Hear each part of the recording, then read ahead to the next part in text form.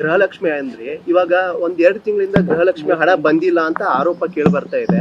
ಅದನ್ನ ಯಾವ ರೀತಿ ಸಾಧಿಸ್ತೀರಾ? ನೋಡಿ, 2 ತಿಂಗಳದಿಂದ ಅಂತ ಇಲ್ಲ, ಈಗ ಮತ್ತೆ ಏಪ್ರಿಲ್ದೂ ಕೂಡ ಬಿಲ್ ಮಾಡಿದ್ದೀನಿ. ಏಪ್ರಿಲ್ದು ಕೂಡ ಇನ್ನೊಂದು ವಾರದ ಒಳಗಡೆ ಕ್ರೆಡಿಟ್ ಆಗುತ್ತೆ.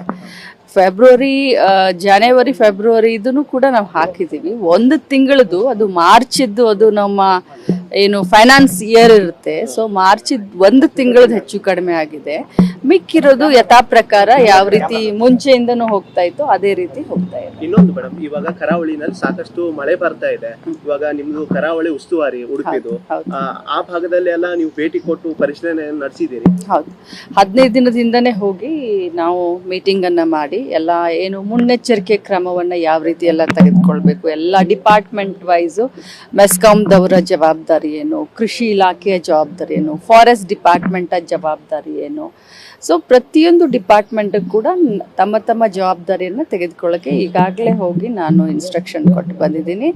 ಸತತವಾಗಿ DC ಅವರ ಜೊತೆ, SP ಅವರ ಜೊತೆ, CO ಜೊತೆ, ಎಲ್ಲ ಡಿಪಾರ್ಟ್ಮೆಂಟ್ ಹೆಡ್ಗಳ ಜೊತೆ ಸಂಪರ್ಕದಲ್ಲಿದ್ದೀನಿ.